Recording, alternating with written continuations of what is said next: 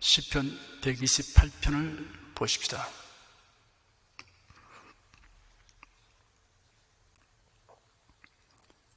1절 한 절을 다 같이 읽겠습니다. 여호와를 경외하며 그 도에 행하는 자마다 복이 있도다. 경외란 말은 두려움이라는 뜻이 있습니다. 성경에 두려움이라는 단어가 처음 기록된 곳은 창세기 3장 10절입니다.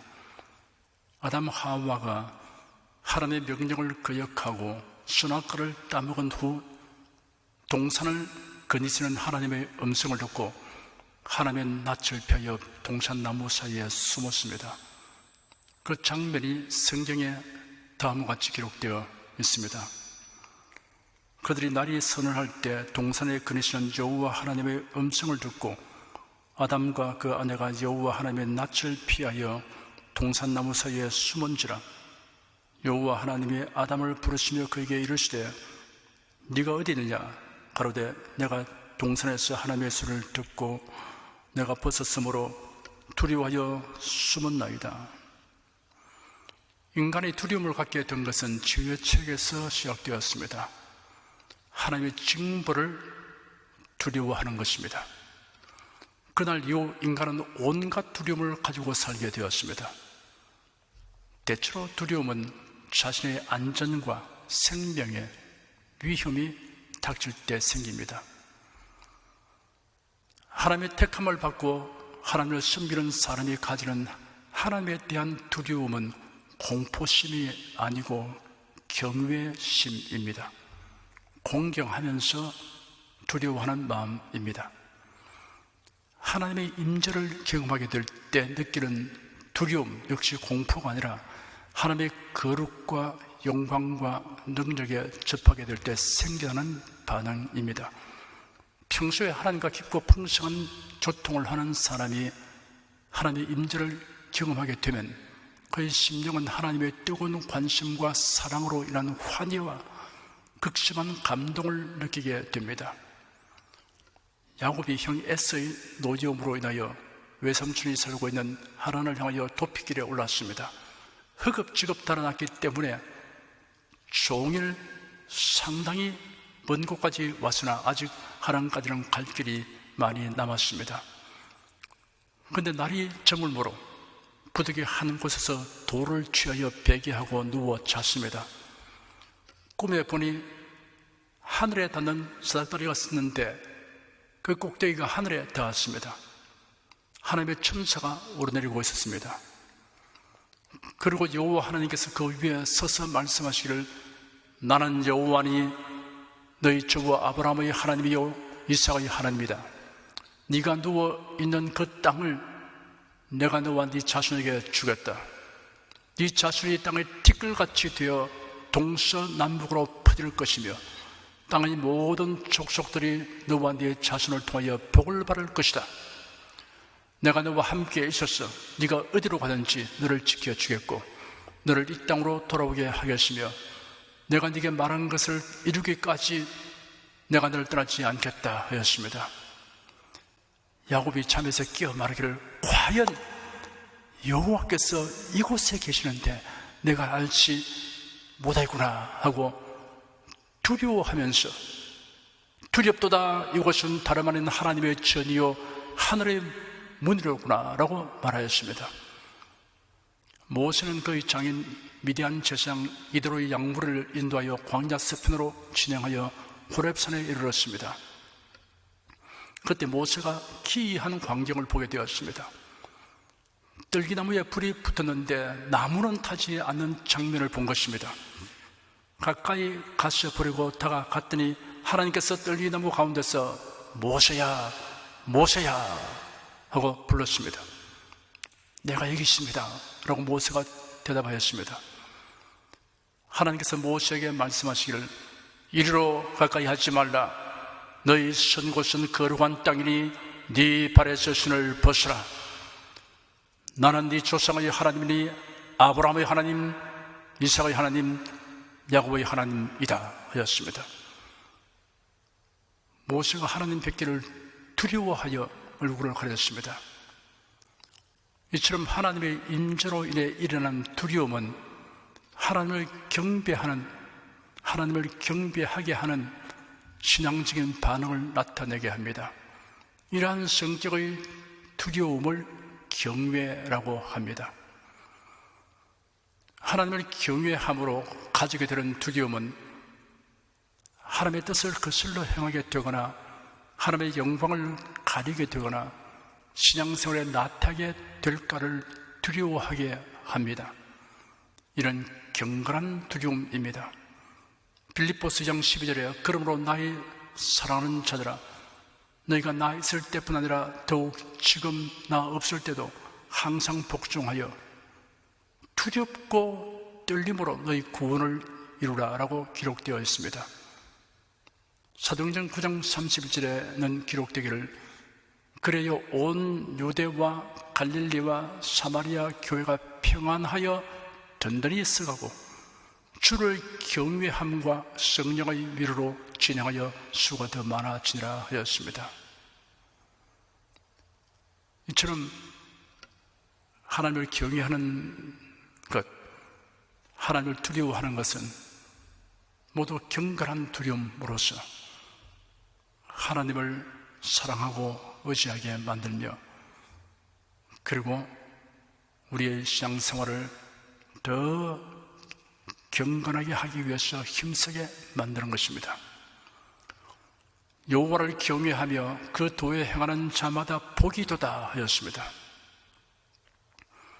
여호와를 경외하는 것과 그 도에 행하는 것은 서로 별개의 것이 아닙니다. 여호와를 경외하면 하나님의 도에 행하게 되고 하나님의 도를 행하면 여호와를 경외합니다. 복이 무엇이냐라는 질문에 대한 답은 여러 방면에서 말할 수 있습니다. 그 중에서 여호와를 경외하며 그 도에 행하는 것이 복입니다 라는 답은 근본적이고 포괄적인 답입니다. 그 외의 답들은 모두 이 줄기에서 나오는 가지들이라고 할 수 있겠습니다. 2절 한 절 읽겠습니다. 네가 네 손이 수고한 대로 먹을 것이라 네가 복되고 형통하리로다. 성경에는 하나님을 경외하면 일확천금이나 불로소득이 생긴다고 약속하고 있지 않습니다. 복권이나 경품권을 구입하는 것을 금할 이유는 없으나 과도한 사행심을 가지는 것은 옳지 않습니다. 요행수를 바라는 것을 일삼게 되면 정상적인 삶의 자세에서 이탈하게 될 우려가 있습니다. 하나님을 경외하는 사람은 성실하고 정직하며 근면해야 합니다. 이런 하나님의 성품에 합당한 것입니다. 우리가 하나님의 성품에 합당하게 처신하면 그러면 하나님께로부터 모든 필요가 공급되는 것입니다. 그 나라와 그 일을 먼저 구하라. 그러면 이 모든 것을 내게 더하여 주신다. 이렇게 했습니다. 하나님의 뜻에 합당하게 하나님의 품성에 합당하게 살렸고 애쓰는 것이 그 나라와 그 일을 구하는 태도인 것입니다. 그러면 이 모든 것은 하나님이 때를 따라서 도와주시게 되는 겁니다. 기독교는 근로의 종교입니다. 노동을 통해 가치를 생산하고 소득을 얻는 것이 아름답습니다. 하나님의 영광을 가리는 것이 아니라면 어떠한 노동도 귀한 것입니다. 바울 사도는 데살로니가 교회에 보낸 편지에서 이렇게 말했습니다. 형제들아, 우리 주 예수 그리스도의 이름으로 너희를 명하노니 규모 없이 행하고 우리에게 바른 유전대로 행하지 아니하는 모든 형제에게서 떠나라. 어떻게 우리를 본받아야 할 것을 너희가 스스로 아나니 우리가 너희 가운데서 규모 없이 행하지 아니하며 누구에게서든지 양식을 값없이 먹지 않고 오직 수고하고 애써 주야로 일함은 너희 아무에게도 누를 끼치지 아니하려 하미니 우리에게 권리가 없는 것이 아니요 오직 스스로 너희에게 본을 주어 우리를 본받게 하려 함이니라. 우리가 너희와 함께 있을 때에도 너희에게 명하기를 누구든지 일하기 싫어하거든 먹지도 말게 하라 하였더니 우리가 들은 즉 너희 가운데 규모 없이 행하여 도무지 일하지 아니하고 일만 만드는 자들이 있다 하니 이런 자들에게 우리가 명하고 주 예수 그리스도 안에서 구원하기를 종용이 일하여 자기 양식을 먹으라 하노라. 여기서 규모 없이 행하는 자는 시간을 낭비하고 공짜를 바라며 자기 일은 하지 않고 남의 일에 참기만 하며 일을 저지른 자라고 하였습니다. 규모 없는 자들에게 조용히 일하여 자기 양식을 먹으라 하였고 일하기 싫어하거든 먹지도 말게 하라고 하였습니다. 활동적이면서도 말없이 일을 하라는 뜻입니다. 본문에는 네가 네 손이 수고한 대로 먹을 것이라 네가 복되고 형통하리라 하였습니다. 수고에 대한 적절한 대가를 얻는 것이 복이요 형통이라고 하였습니다. 3절, 4절 두 절을 다 같이 읽겠습니다. 네 집, 네 집에 있는 네 아내는 결실한 포도나무 같으며 네 상에 둘린 자식은 어린 감람나무 같으리로다. 여호와를 경외하는 자는 이같이 복을 얻으리로다. 가정은 하나님이 주신 안식의 처소이며 행복의 보금자리입니다. 가정은 가족들의 교제가 있기 때문에 삶의 위로와 기쁨을 줍니다. 교회는 하나님의 자녀들이 주 안에서 교제를 나눔으로 신령한 위로와 기쁨을 얻게 하는 신앙 가족 모임이라 할 수 있습니다. 5절 한 절 읽겠습니다. 여호와께서 시온에서 네게 복을 주실지어다. 너는 평생에 예루살렘의 복을 보며. 시온은 예루살렘의 남동쪽 언덕으로부터 언덕을 가리키는 것인데 시적으로는 예루살렘 전체 도성을 의미하기도 합니다. 성전이 있는 작은 산 역시 시온으로 불리게 되었는데 특별히 북방에 있는 시온산이라고 불렸습니다. 성전과 시온은 밀접한 관계에 있습니다. 신약 성경 히브리서에는 그러나 너희가 이런 곳은 시온산과 살아계신 하나님의 도성인 하늘의 예루살렘과 천만천사와라고 하였고 계시록에는 또 내가 보니 보라 어린 양이 시온산에 섰고 그와 함께 14만 4천이 섰는데 그 이마에 어린 양의 이름과 그 아버지의 이름을 쓴 것이도다 하였습니다. 이와 같은 말씀을 볼 때 시온은 하나님을 예배하는 처소인 교회를 의미하고 나아가서 천국을 의미합니다. 그러므로 여호와께서 시온에서 내게 복을 주실지어다. 너는 평생에 예루살렘의 복을 보며 라는 말씀은 하나님을 경외하는 자에게 교회를 통하여 복을 주시다는 뜻과 천국의 복을 주시다는 뜻으로도 해석할 수 있습니다. 6절 한 절 읽겠습니다. 네 자식의 자식을 볼지어다. 이스라엘에게 평강이 있을지로다. 자식의 자식을 볼지어다 라는 말씀은 장수를 의미합니다. 하나님을 경외하는 사람이 누릴 장수는 영영한 장수입니다. 이를 영생이라고 하는 것입니다. 사람들은 대체로 다 오래 살기를 원합니다.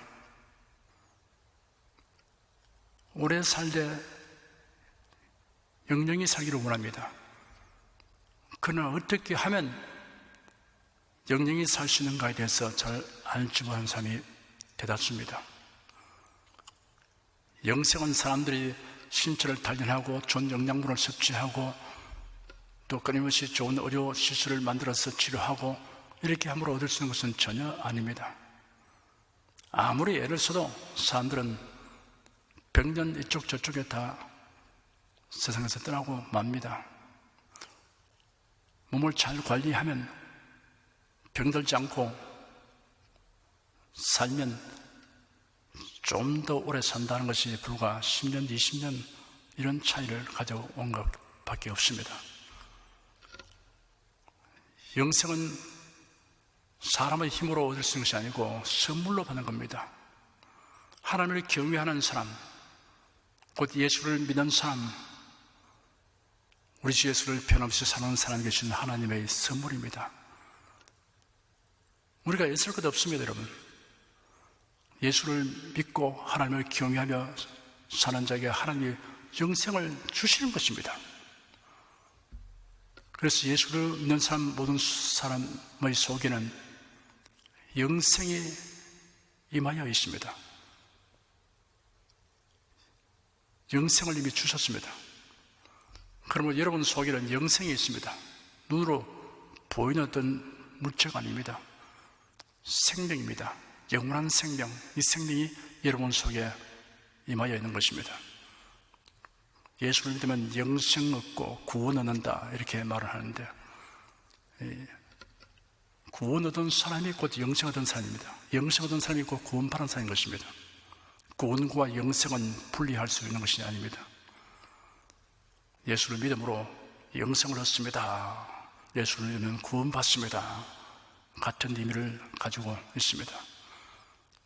예수를 믿는 여러분은 다 하나님의 은혜로, 선물로 여러분 속에 영원히 사는 생명, 하나님이 주신 새 생명, 영생을 가지고 있는 것을 알고, 그래서 여러분께서 죽음을 두려워하지 않는 겁니다. 주께서 부르시면 언제라도 기쁘게 우리는 천국의 아들에서 아버지 집으로 갈 것이고, 또 예수님이 오시면 우리가 변화받아서 부활하여서 주와 함께 영원히 살게 될 것입니다.